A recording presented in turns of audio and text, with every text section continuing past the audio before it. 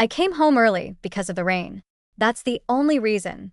No intuition, no gut feeling. Just a busted meeting and a sky that cracked open on Mopac. I remember the way the thunder sounded, distant but sharp, like it was warning me, and I just didn't listen. I parked, kicked off my heels at the door, and walked in like it was any other Tuesday. But it wasn't, because when I opened the bedroom door, I didn't find quiet. I found Rachel, my younger sister, in the lingerie I bought for the honeymoon. Red lace. She was lying across my bed, with Chris. They didn't hear me right away. The music was on, one of those moody playlists Chris likes to pretend he curates himself. There was champagne on the nightstand, still cold. My engagement ring, the one I used to stare at like a fool, was off, just sitting there. And Rachel was laughing at something, her hand on his chest. I didn't scream. I didn't cry. I didn't say a word. I backed out quietly, went to the kitchen, and stood there for what felt like years. Then I poured a glass of wine, dropped it after one sip, and watched it shatter. That's when the shaking started. But I wasn't shaking from sadness. It was rage. Cold, sharp, humiliating rage. Like my body couldn't decide whether to cry or vomit. See, here's the thing. I'm a lawyer. I don't panic. I plan. I'd spent 18 months building this life with Chris. 7 years tolerating Rachel's nonsense. And now they'd made a fool of me. Not just in private, but in my own damn house, in the underwear I paid for, on a Tuesday night like nothing mattered.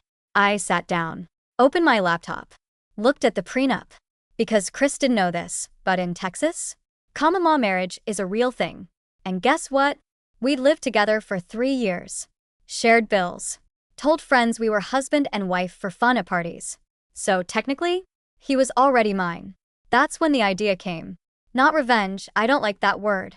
I prefer justice. Revenge is for people who lose their minds. Justice is for people who take them back. And if they wanted a wedding, I'd give them one. A real show. With guests. With cameras. With a damn live stream. They stole my private life. So I'd make theirs very, very public. The first person I told was Valerie. Not my mom. Not my other sister. Not even my therapist. Valerie, my legal assistant, and my only real friend. She didn't say, "Oh my God," or "I'm so sorry," like most people would. She just blinked, leaned back in her chair, and said, "Okay, do you want to ruin them legally, emotionally, or financially?" I told her, yes. All of the above. We started with the prenup. Chris had skimmed it back when I first drafted it, but he never read the whole thing. I know because I watched his dumb face when I handed him the original copy. He flipped through it like it was a magazine. Said, "I trust you." I bet he did. We reworked it from scratch. I kept the bones but rewrote the clauses to give me full control of the house, the savings account, and our joint LLC, the one I funded when he was still deciding if he wanted to go all in on being a startup founder. I'd done all the paperwork. He just signed where I told him to. We made the new version airtight. Clean. Legal. He wouldn't know the difference. Then came the digital trail. See, my house has security cameras.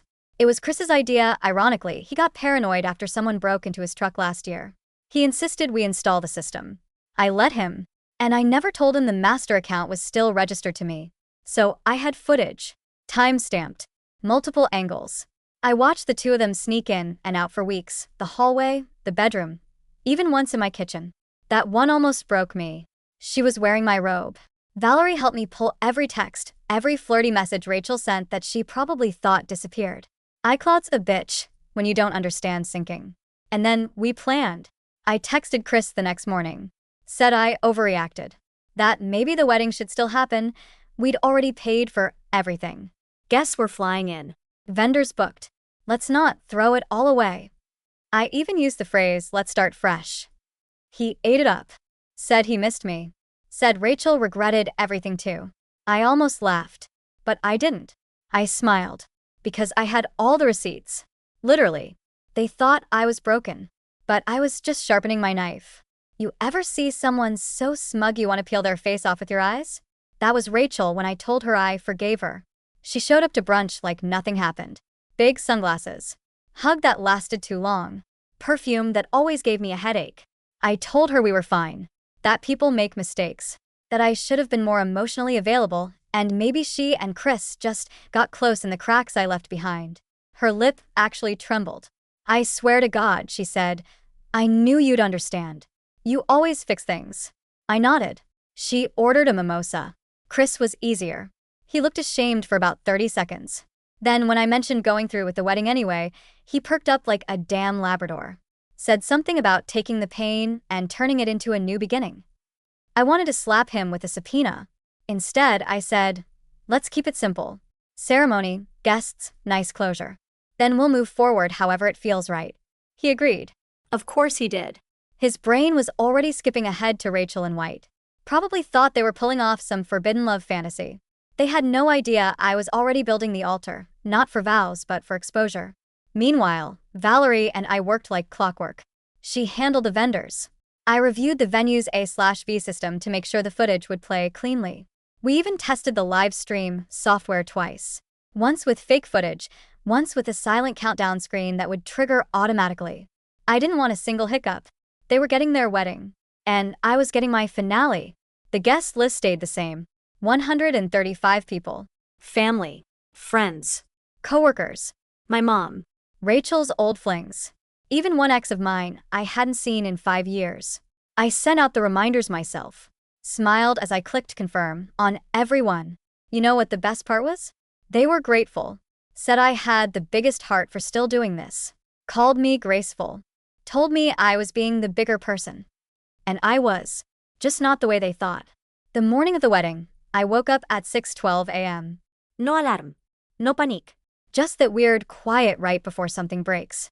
Outside, it was cool for May. Gray skies. That damp, southern stillness. Like the air was waiting to see what I'd do. I made coffee. Black. No sugar. Watched the steam rise and wondered if they were already awake, smiling, playing house in my house. Probably arguing over whether Rachel should wear heels or go barefoot for grounding. She always talked about grounding like it was a personality. My dress was nothing dramatic. Cream silk, long sleeves, minimal. Not the one I'd bought for the original wedding. I burned that one in a fire pit behind the venue the week before. Valerie took a photo. Said I looked like a Roman widow. Chris had no idea. He was texting me sweet little thinking of you notes that morning. Said he was nervous. Asked if I was okay. I told him. Better than expected. And that was true. Because what they didn't know was this. I'd hired 2 extra videographers. One for the usual wedding coverage and one for the real shot, the audience reactions. Every flinch. Every gasp. Every time someone put a hand to their mouth or looked away. I wanted it all recorded. I wanted a memory of the truth. The venue was stunning, of course. I picked it. Rustic oak beams, candles, white linen, soft jazz playing as people arrived. Everyone thought they were walking into a love story. Valerie and I had rehearsed everything. She sat near the sound guy with a flash drive and exact timing instructions. As soon as I said the words, he hit play. The officiant was a friend from law school. He knew what was coming and promised to keep a straight face until the cue. And me? I walked around greeting guests, hugging old friends, smiling like a woman about to marry the love of her life. I even hugged Rachel. She cried. Told me I looked like peace. Peace. She actually said that. And all I could think was, you have no idea what peace costs. We stood up front. Me, Chris, and the officiant. Rachel sat in the front row, dabbing tears like it was her day. My mother clutched her purse like it was a shield. Valerie gave me the tiniest nod from the corner. The music faded. Everyone hushed. The officiant welcomed everyone, said a few lines about love in times of challenge, and then turned to me. Do you have something you'd like to say before we begin? I stepped forward. Heart steady. Hands cold. Yeah, I said. Actually, I do. I looked around the room, at friends who'd flown in, coworkers who'd taken time off, distant cousins I hadn't seen in 10 years. They all smiled, waiting for romance. Thank you all for being here. I started. You came expecting a wedding, and you'll get one. Just not the one you thought. People laughed nervously. A few heads tilted. I wanted you all to witness the truth, I said. Since you were already invited into our story, it's only fair you see how it actually ends. I turned toward Valerie. She tapped the sound guy. And then the screen lit up. The room went dead silent. At first, it wasn't clear what they were seeing. A grainy hallway shot, time-stamped. Then another from the bedroom. A frame of Chris. Then Rachel. Then Rachel in my robe. Then the audio kicked in. Laughter. Kisses. Her voice calling him baby. His saying she'll never know. Gasps. Real gasps. A woman near the back covered her mouth. My mom whispered, "Jesus Christ," under her breath. Rachel stood up, but couldn't move. Chris looked like someone yanked his spine out. I let it play for 3 full minutes. Then the screen went black. I turned back to the crowd. That, I said, was the rehearsal. The room didn't move. Not a cough. Not a phone. Just heat. Shame. And me, standing tall in cream silk. I'm not marrying Chris today. Rachel, and I won't be speaking for a while. And you're all free to go, but the open bar is still covered. So drink up. Then I walked down the aisle. Past Rachel's frozen face. Past my mom's trembling hands. Past everything I was supposed to accept. And into the part of my life no one gets to ruin again. The video went viral within 24 hours. I hadn't posted it, someone else had. A guest, probably. Or maybe one of the staff. Doesn't matter. It had everything the internet feeds on: betrayal, drama, justice. A perfect bite of schadenfreude. By the time I got home that night, my inbox was flooded. Strangers thanking me. Women saying, "You did what I wish I had the courage to do." A few called me petty. Whatever. Let them. Rachel tried to call me 4 times. I didn't answer. Chris sent a long, pathetic email. Said he was ashamed, that he'd made a huge mistake, and that maybe we could talk once the dust settles. It never did. Instead, I forwarded the new prenup to my attorney and filed for divorce under common law marriage. 3 years living together, shared finances, public declaration. It all counted in Texas. And since I had written both versions of the prenup, I knew exactly what to highlight. Chris lost the house, the startup money, half his savings. Rachel moved in with him 2 days later. I assume it was temporary. People like her don't do well in small spaces when the attention dries up. The funniest part? They actually tried to spin it. Claimed it was true love born out of tragedy. That the wedding stunt was cruel and staged. I didn't respond. Didn't post a rebuttal. Didn't defend myself. The silence did the work for me. Our mother tried to broker peace. Of course she did. Said Rachel was fragile and Chris was confused, and that I had always been too proud. She said I should sit down with them. Maybe talk it out. I told her no. For the first time in my life, I didn't sugarcoat it. I told her she taught me to swallow things I never should have accepted. That her need for peace was just a way to avoid being uncomfortable. That this wasn't a family issue anymore. It was a survival issue. She hung up crying. And for once, I didn't apologize. I just sat on my empty couch, poured a whiskey, and stared out the window at the quiet street. And I felt clean. Not happy yet. But clean. Rachel emailed me 3 weeks after the wedding. It was long, rambling. She said she hadn't meant to fall in love, that it just happened, and that she hoped someday I could understand. She used phrases like, "We never intended to hurt you, and it was bigger than us." She quoted a damn poem. I didn't read all of it. I scanned enough to know she was still talking about herself. No apology. No real accountability. Just a soft focus filter on betrayal. I didn't reply. I archived it, then blocked her on everything. That was the last time she reached out, at least directly. I heard through mutual friends she'd tried to paint me as vengeful, cold, unhinged. Said I blew up her life over one mistake. Classic Rachel, rewriting the story to make herself the victim. But the thing is, people weren't buying it. Not anymore. A few of our family members stopped speaking to me. Said I embarrassed them. Said I should have handled it privately. But more of them, including 2 cousins I hadn't heard from in years, quietly messaged to say they understood. That they were proud of me. That they wished someone had done something like that in their family years ago. It's funny. I used to think keeping things quiet made me strong. Turns out, some truths need to be loud. Chris didn't fight the divorce. He couldn't afford to. His startup fell apart within 2 months. Investors pulled out, his co-founder bailed. I didn't even have to lift a finger. The market just took him. Poetic in a way. I moved out of the house by summer. Not because I had to, I owned it now, but because I wanted a clean space. No ghosts. No smell of his cologne in the closet or her perfume in the guest room. I rented a small place on the edge of town. Just me, my books, my dog. Quiet, finally. And I slept. Not with peace, but without fear. That was enough. They broke up, eventually.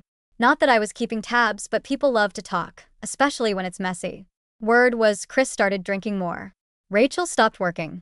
Fights turned public. Neighbors heard screaming. He moved out first. Then she got evicted. A mutual friend told me Rachel tried moving back in with mom. That didn't last either. Apparently, my mother couldn't handle the reality of living with her daughter's shame. Ironic, considering how hard she begged me to forgive her. But here's the truth. I didn't need revenge to destroy them. They were already doomed.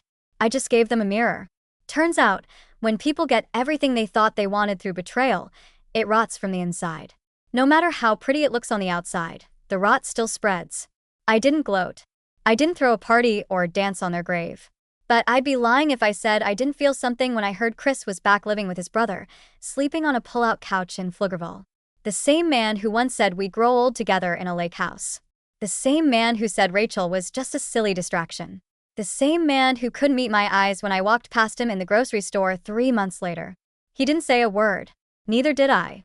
I just looked at him, then at the cart full of frozen dinners he was pushing, and kept walking. I wasn't angry anymore. That was the strange part. Just done. Like I'd finally run out of space to store disappointment. It didn't sting. It didn't flare up. It was just over. Some endings don't explode. They just stop breathing. I didn't reinvent myself. That's a myth people sell in memoirs and breakup blogs. I didn't move to Europe. I didn't cut my hair or take up pottery. I didn't become a whole new woman. I just lived. I worked my cases, walked my dog, got groceries on Sundays.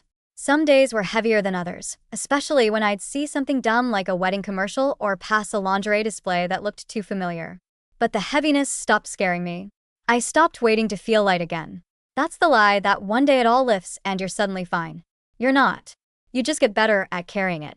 I spent more time alone than I ever had in my life. Not lonely. Alone. There's a difference. I'd sit on my little porch at dusk, watching the sky turn orange over the hilltops and feel still. No buzzing in my chest. No cold under my skin. Just stillness. I started volunteering at a legal clinic on Saturdays. Nothing big, just helping women navigate property division and protective orders. Most didn't know their rights. Some couldn't even look me in the eye. But I'd see the shift when I handed them a clean, printed document. Power in ink. That was the only time I felt anything close to pride. Not in what I'd done to Chris and Rachel. That wasn't pride. That was necessity. But this, helping someone else feel a little less powerless, that mattered. No hablos. No drama. Just quiet work and quiet days. That's how I healed. People think recovery is this loud, triumphant moment. But mine was soft. Soft like standing in the kitchen barefoot at midnight, sipping tea instead of rage. Soft like leaving the TV off and not needing noise to fill the room. Soft like knowing you could burn the whole world down and choosing not to. Everyone kept asking when I'd start dating again. Like healing has a deadline. Like the moment you survive something, the clock starts ticking on your next romance. I told them I wasn't interested. Which wasn't entirely true. I just wasn't interested in pretending again. Smiling through red flags. Explaining away the gut feelings. Wondering who I'd become if I let my guard down again. So, I didn't. I built something else instead. I expanded my legal work. Took on Messier cases. Started mentoring younger attorneys. I traveled. Not far, just enough. New Orleans in the fall. A cabin in Taos over Christmas. A beach town in Oregon that smelled like salt and pine. And everywhere I went, I ate alone. Not lonely. Not sad. Just whole. The kind of whole I didn't know I could be without being someone's person. One evening back in Austin, I stopped at a bookstore cafe. Sat down with a copy of a memoir I wasn't really reading, sipping burnt coffee that somehow hit the spot. That's when I noticed him, not in a movie way, not in some cosmic soulmate way.